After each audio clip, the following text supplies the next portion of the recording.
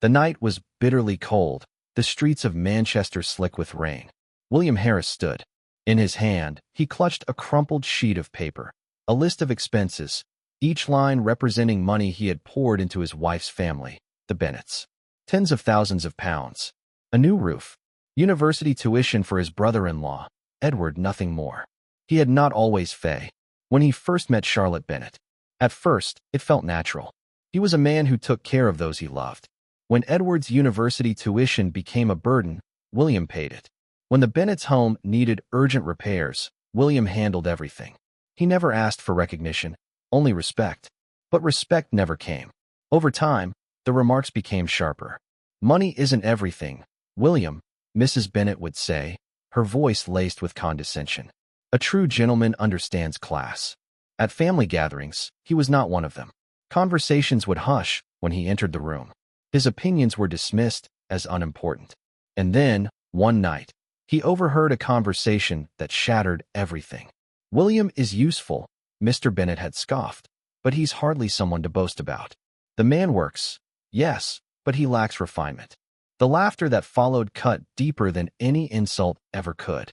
That night, as he lay beside Charlotte, he whispered, "Do you think your family respects me?" She hesitated. That hesitation was all the answer he needed.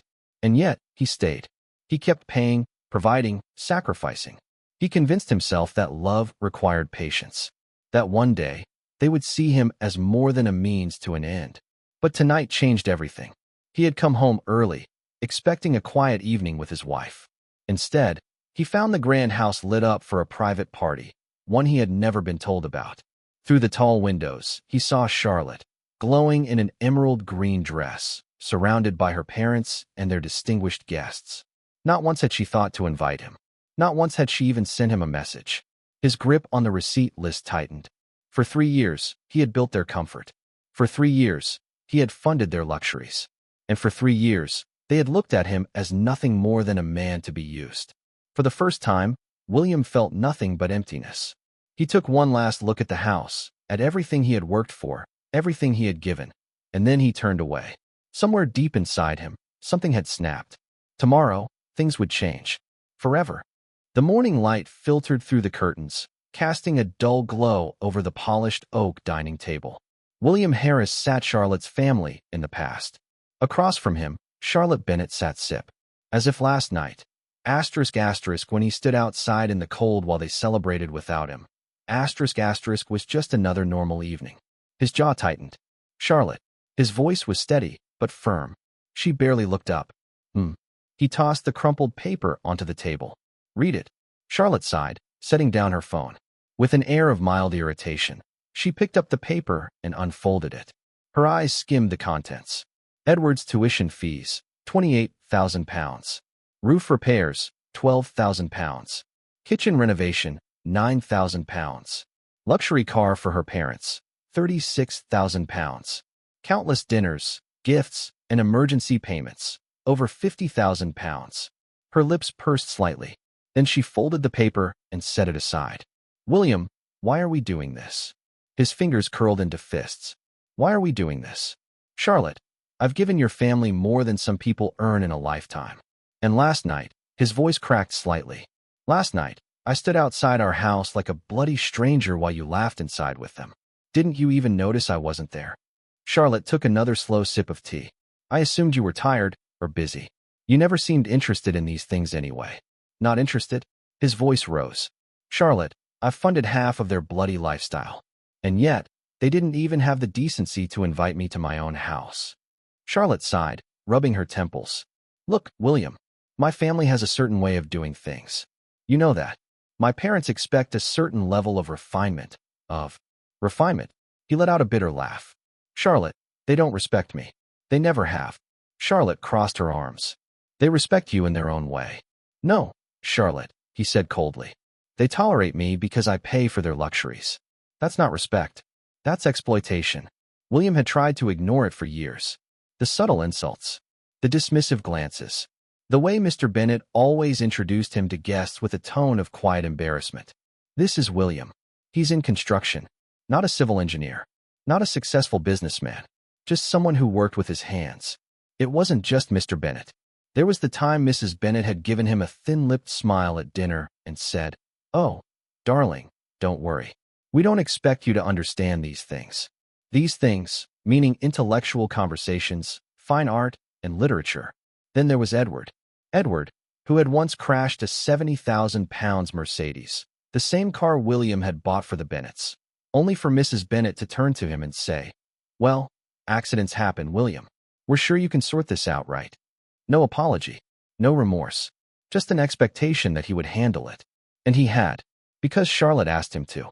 But the worst part? The worst part was the utter lack of gratitude. Not once had they ever said, "Thank you, William." Not once had Charlotte ever defended him.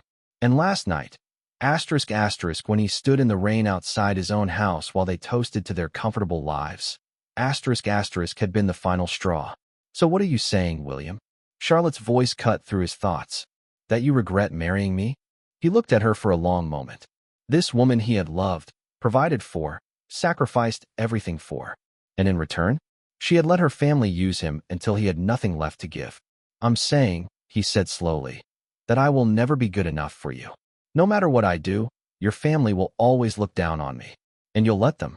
Charlotte frowned. "That's not fair, isn't it?" He gestured around the room.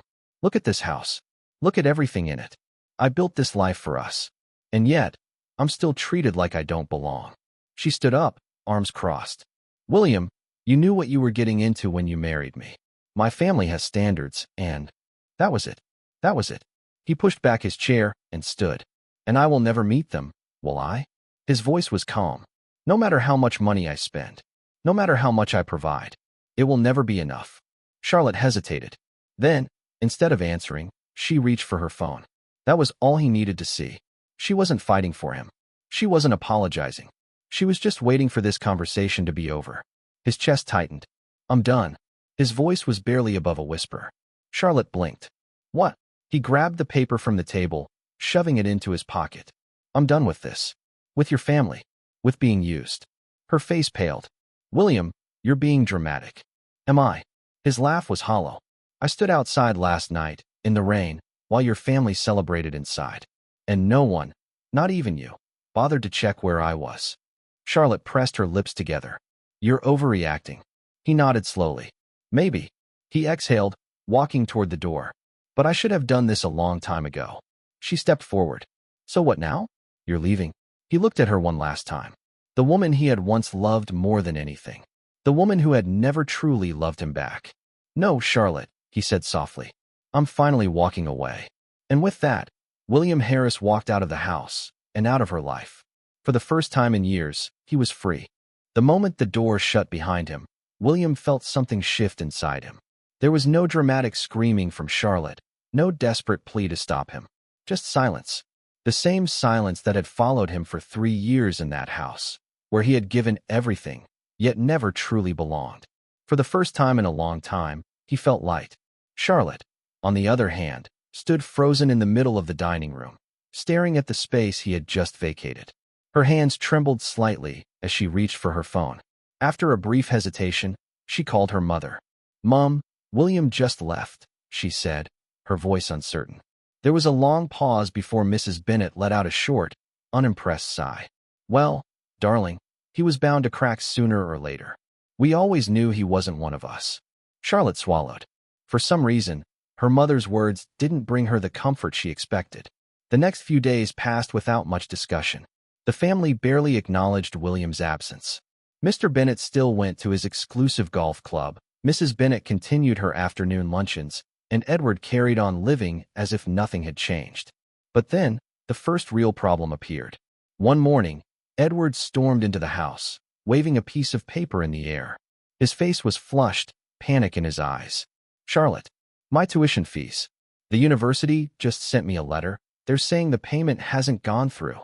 Charlotte frowned, taking the paper from his hands. "That's impossible. William always takes care of." She stopped mid-sentence. William wasn't here anymore. Her stomach twisted slightly, but she forced herself to stay calm. Maybe there was a banking issue. "I'll check with Mom and Dad." An hour later, she stood in the study with her parents.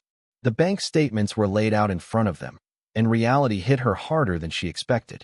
Everything, the mortgage, the car insurance, The household bills, the university payments, had always been handled by William. And now that he was gone, so was the money. "We need to call him," Charlotte muttered, gripping her mother's wrist. "He'll understand. He's not the type to just abandon us." Mrs. Bennet scoffed. "Don't be ridiculous, Charlotte. He'll come back on his own. Men like William don't just walk away from responsibility." But weeks passed, and William didn't come back. Then the second major problem arrived. One afternoon, Mr. Bennet received a notice from the bank. His hands trembled slightly as he unfolded the letter. His face paled as he read the words printed in bold. "Final warning. Mortgage payment overdue." Charlotte walked in just as her father slumped into a chair. "Dad, we're late on the payments," he muttered. His voice, once full of authority, sounded strangely hollow. Charlotte felt the world around her tilt. "That's impossible. The house is in William's name." She froze. That was the problem.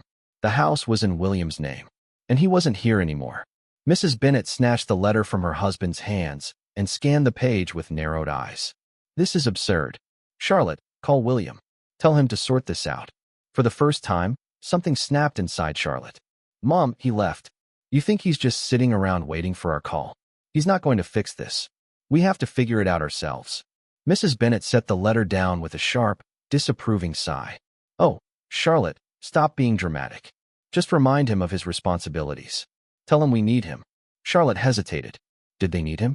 Or had they just used him? The truth was undeniable now. For 3 years, William had been their provider, their solution to every problem. And now that he was gone, everything was falling apart.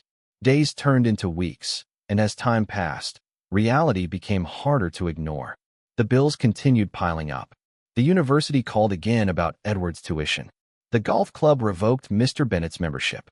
The invitations to social gatherings started drying up as the other wealthy families began sensing the Bennets' financial troubles.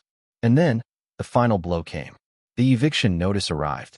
Charlotte stood in the middle of the living room, staring at the letter in her shaking hands. She read the words over and over, willing them to change. Her father sat on the couch, his face buried in his hands. This can't be happening," he mumbled. "We're the Bennets." But it was happening. They had lost everything. Charlotte clenched her jaw. She wasn't ready to give up. She still had one option left. She picked up her phone and dialed the number she had sworn never to call again. It rang twice before a familiar voice answered. "Charlotte." She swallowed hard. "William, I need to see you." There was a pause. Then, in that same calm, steady voice, he said, "All right." They met at a small cafe. It was nothing like the upscale places they used to dine in, but Charlotte barely noticed. Her heart pounded as she walked in, scanning the room for him. And when she saw him, her breath hitched. William looked different, happier, stronger. There was a lightness in his expression that hadn't been there before. He wasn't the exhausted, overworked man who had bent over backward for her family. He was free. She sat down across from him, suddenly unsure of what to say. "You look well." He nodded. "I am." Silence stretched between them. She had rehearsed a dozen different ways to start this conversation, but now that she was here, she couldn't find the right words. Finally, she took a deep breath. "I made mistakes, William. My family, we didn't treat you right." His face remained unreadable. She exhaled shakily. "Things are bad. We're losing the house. Edward's university." "I know," William said, cutting her off. She blinked. "You do?" He nodded. "It was bound to happen. I was the only one holding everything together." Her fingers tightened around the edge of the table. "I don't know what else to say except, I'm sorry." For a long moment, William just looked at her. Then, finally, he let out a small sigh. "I appreciate that, Charlotte. But I don't think you came here just to apologize." Her chest tightened. "Come home." A flicker of something passed over his face. Amusement, perhaps, or maybe pity. Her hands trembled. William's. She didn't know what she expected. Maybe that he'd still love her enough to give them. But he wasn't that man anymore. He stood up. And with that, William Harris walked away. For she had only loved what he could do for her. And the end.